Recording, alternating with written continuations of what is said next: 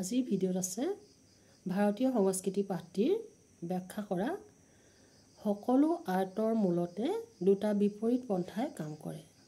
সকলো আৰ্টৰ মূলতে দুটা বিপৰীত পন্থাই কাম কৰে। সকলো আৰ্টৰ মূলতে দুটা বিপৰীত পন্থাই কাম কৰা দেখা যায়। এটা উদ্দেশ্য কাৰুকাৰ্য আৰু জাকজমকতাৰ সৃষ্টি। এটা উদ্দেশ্য কাৰুকাৰ্য আৰু জাকজমকতাৰ সৃষ্টি আৰু আনটোৰ উদ্দেশ্য হৈছে সংযম আৰু আড়ম্বৰহীনতা। এটাই বাহ্যিক দৃষ্টিমুখৰ আড়ম্বৰৰ জৰিয়তে প্ৰকাশ বিচাৰে, এক্সপ্ৰেছ কৰিব বিচাৰে প্ৰকাশ, আৰু আনটোৱে আমাক অন্তৰাত্মা স্পৰ্শ কৰি অভিভূত কৰে। প্ৰথমটোৱে প্ৰায় বিৰাট পটভূমি অৱতাৰণা কৰে, দ্বিতীয়টোৱে নকৰে। প্ৰথমটোৰ বহিৰ্জাগতিক বিস্তৃতি আছে, দ্বিতীয়টোৰ নাই। ইয়াত লেখকে কৈছে যে সকলো আৰ্টৰ মূলতে দুটা বিপৰীত পন্থাই কাম কৰে। আমি জানো যে সকলো কামৰে দুটা দিশ আছে, এটা ভাল দিশ, এটা বেয়া দিশ, এটা উচ্চ দিশ, এটা নিম্ন দিশ। এটাই জাকজমকতা বিচাৰে, আনটোৱে আড়ম্বৰহীনতা বা সংযম বিচাৰে। উদাহৰণস্বৰূপে ভাৰতীয় উচ্চাংগ সংগীত দাক্ষিণাত্যৰ ভাস্কৰ্য কলাৰ দৰে গাম্ভীৰ্যপূৰ্ণ আৰু বিচিত্ৰ। উত্তৰ ভাৰতৰ সংগীতে এটা নতুন বস্তু আমাৰ চকুত পেলায়। গাম্ভীৰ্যৰ লগতে ঠায়ে ঠায়ে সংগীতত আমি এক উৰণীয়া ভাৱৰ সংযোগ দেখিবলৈ পাওঁ। আমাৰ সমাজত যিবিলাক কাম প্ৰচলিত হৈ আছে, আমাৰ সমাজত যিবিলাক কাম হৈ আছে, সেই কামবিলাকৰ কিছু কিছু ক্ষেত্ৰত জাকজমকতা থাকে আৰু কিছু কিছু ক্ষেত্ৰত সংযম অৰ্থাৎ আড়ম্বৰহীনতা আমি উপলব্ধি কৰোঁ। উদাহৰণস্বৰূপে আধ্যাত্মিক ভাৱধাৰাৰ ফালে আমি যদি চাওঁ, তেনেহ'লে আমাৰ ধৰ্মীয় যিটো কাম কাজ, সেই কাম কাজবিলাকত খুব সংযম, নীতি নিয়মেৰে, সৎ প্ৰবৃত্তিৰে মানুহবিলাকে কাম কৰে। আৰু সেই কামবিলাকৰ যিবিলাক দিশ, তাৰ ভাল দিশে থাকে সাধাৰণতে, সেই ভাল দিশবিলাকে আমাৰ অন্তৰাত্মা স্পৰ্শ কৰি যায়। উদাহৰণস্বৰূপে আমি নামঘৰ এটাৰ কাষেদি যেতিয়া যাওঁ, তেতিয়া আমি মূৰ দোৱাই সেৱা কৰি যাওঁ। বহুতেই মূৰ দোৱাই সেৱা কৰি যায়। তেতিয়া কি হয়, আমি অন্তৰত ভগৱানৰ যি অস্তিত্ব, সেই অস্তিত্ব উপলব্ধি কৰোঁ আৰু আমাৰ অট'মেটিক মাথা দূৰ খাই যায়। আৰু সেই অন্তৰৰ উপলব্ধিৰে আমাৰ আত্মা স্পৰ্শ কৰে আৰু আমি ঈশ্বৰ প্ৰেমত অভিভূত হৈ যাওঁ। আনহাতে কিছুমান ফাংচন বা কিছুমান সাংস্কৃতিক গোষ্ঠীয়ে যিবিলাক আয়োজন কৰে, তাত জাকজমকতা থাকে আৰু তাত কি হয়, বিভিন্ন ধৰণৰ সংগীত বা বাদ্যযন্ত্ৰ যিবিলাক শুনিলে আমাৰ মনটো মানে উৰণীয়া ভাৱ এটা আহি যায়। সেইকাৰণে কৈছে যে নতুন যিটো বস্তু আমাৰ চকুত পেলায়, সেই বস্তুটোৰ কি হয়, গাম্ভীৰ্যৰ লগতে ঠায়ে ঠায়ে কিন্তু সংগীতৰ এটা উৰণীয়া ভাৱ আমি দেখিবলৈ পাওঁ। সেইকাৰণে লেখকে কৈছে যে সকলো আৰ্টৰ মূলতে দুটা বিপৰীত পন্থাই কাম কৰে, অৰ্থাৎ দুটা দিশ। এটা হৈছে কাৰুকাৰ্য জাকজমকতাৰ সৃষ্টি, আনটো হৈছে সংযম আৰু আড়ম্বৰহীনতা। এটাই এটা বিৰাট পটভূমিৰ সৃষ্টি কৰে, প্ৰকাশ বিচাৰে যে আমি এইটো কৰিছোঁ, সকলোৱে দেখক, কিন্তু আনটোৱে তেনেকুৱা প্ৰকাশ নিবিচাৰে।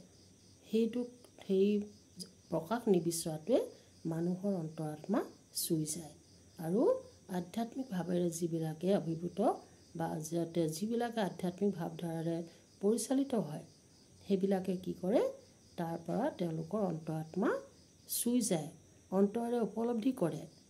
প্ৰথমটোৰ বহিৰ্জাগতিক বিস্তৃতি আছে, কিন্তু দ্বিতীয়টোৰ নাই। আমাৰ জগতত কিছুমান বাহ্যিক কাম আছে, মানুহে দেখে, কিছুমান আভ্যন্তৰীণ কাম আছে যিটো আমি মাত্ৰ উপলব্ধিহে কৰোঁ।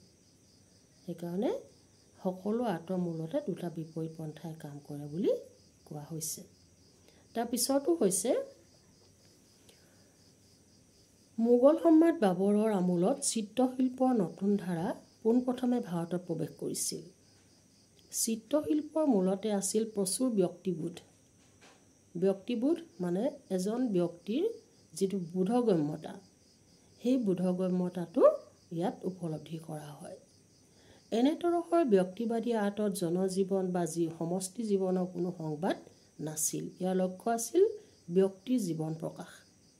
তেওঁ ক'ত জন্ম হৈছিল, তেওঁ কি লিখিছিল, তেওঁৰ ক'ত শিক্ষা গ্ৰহণ কৰিছিল। উদাহৰণস্বৰূপে তাইমুৰ খাঁ আৰু চেংগিছ খাঁৰ ৰাজদৰবাৰত গতিকে যুগৰ প্ৰকৃতি অনুসৰি এটা আৰ্ট ব্যক্তিবাদী আৰু কঠোৰ হ'বলৈ বাধ্য হৈছিল। ইয়াত ভাৱ প্ৰৱণতা নাই, আছে বিপুল উৎসাহ, উদ্দীপনা আৰু প্ৰেৰণা। মানুহক বিভিন্ন ধৰণৰ কাম কৰিবলৈ উৎসাহ, উদ্দীপনা যোগায়, প্ৰেৰণা যোগায়। উদাহৰণস্বৰূপে আমি ক'ব পাৰোঁ যে উৰ্দুৰ ৰূপান্তিক কাব্য সাহিত্য তেনেকুৱা উৎসাহ আৰু উদ্দীপনা আৰু প্ৰেৰণাৰ মূল সমল।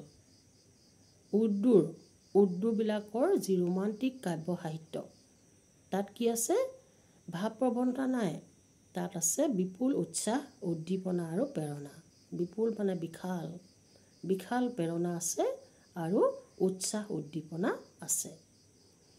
লাখ লাখ যুগ যুগ ধৰি মানুহবিলাকে ইয়াত উৎসাহ, উদ্দীপনা আৰু প্ৰেৰণা লাভ কৰে। তেওঁলোকৰ নিজৰ নিজৰ ব্যক্তি জীৱনৰ প্ৰকাশ বিচাৰে। তেওঁলোকৰ যি লক্ষ্য, এজন ব্যক্তিৰ যি লক্ষ্য, সেই লক্ষ্যত উপনীত হ'বলৈ তাৰ পৰা প্ৰেৰণা পায়। সেইকাৰণে কোৱা হৈছে যে মোগল সম্ৰাট বাবৰৰ আমোলত চিত্ৰশিল্পৰ নতুন ধাৰা পোনপ্ৰথমে ভাৰততে প্ৰৱেশ কৰিছিল। চিত্ৰশিল্পৰ মূলতে আছিল প্ৰচুৰ ব্যক্তিবাদ।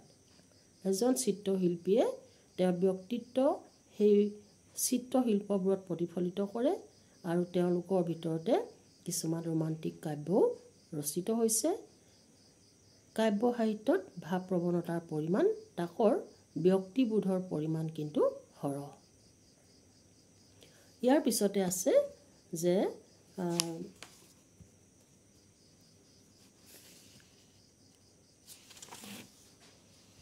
সকলো ৰাজ্যৰ বা অৰ্থাৎ ভাৰতৰ সকলো ৰাজ্যৰ বুৰঞ্জী হৈছে উত্থান পতন আৰু ভঙা গঢ়াৰ অভিষেক বুৰঞ্জী। ভাৰতৰ সকলো ৰাজ্যৰে বুৰঞ্জী হৈছে ৰাজ্য উত্থান পতন আৰু ভঙা গঢ়াৰ সবিশেষ বুৰঞ্জী। আমাৰ ভাৰতবৰ্ষত বিভিন্ন সময়ত বিভিন্ন জাতি কেতিয়াবা উত্থান হয় আৰু কেতিয়াবা পতন হয়, কেতিয়াবা ভঙা হয় আৰু কেতিয়াবা গঢ়া হয়। মোগলসকলৰ যেতিয়া আহোম আৰু মোগলৰ যেতিয়া যুদ্ধ হৈছিল, শৰাঘাটৰ যুদ্ধ, তেতিয়া কি হৈছিলে? কিছুমান দেশ আমাৰ মোগলসকলে লৈ লৈছিলে, কিন্তু মোগলসকলে তাত সফল হ'ব নোৱাৰিলে। কাৰণ আমাৰ অসমীয়া সৈন্যৰ যি পৰাক্ৰম, সেই পৰাক্ৰম দেখি তেওঁলোকে ঘূৰি যাবলৈ বাধ্য হৈছিলে। তেতিয়া কি হৈছিলে? কিছুমান দেশ উন্নতি হৈছিলে আৰু কিছুমান এক চাইডে অৱনতি হৈছিলে। সেইকাৰণে কৈছে যে ভাৰতৰ বুৰঞ্জী অৰ্থাৎ ভাৰতৰ ইতিহাস ৰাজ্য ভঙা গঢ়াৰ সবিশেষ বুৰঞ্জী। উত্থান পতন আৰু ভঙা গঢ়াৰ। উত্থান মানে উন্নতি, পতন মানে অৱনতি, ভঙা মানে ৰাজ্যখন কোনোবা কাৰোবাৰ কবললৈ যোৱা, গঢ়া মানে ক'ৰবাত ৰাজ্যখন উত্থান হোৱা বা তেওঁলোকে ক'ৰবাত গৈ কাৰোবাৰ পৰাক্ৰমৰ বলি হৈ তেওঁলোকৰ ৰাজ্যখন ভাগি যায়। সেইকাৰণে লেখকে কৈছে যে ভাৰতৰ বুৰঞ্জী ৰাজ্য উত্থান পতন আৰু ভঙা গঢ়াৰ সবিশেষ বুৰঞ্জী। আজিলৈ ভিডিঅ'টো ইমানেই। তোমালোকে ভিডিঅ'বিলাক চাই থাকিবা। পাছত মই আৰু প্ৰশ্ন লৈ আহিম, MCQ লৈ আহিম বিশেষকৈ। ধন্যবাদ।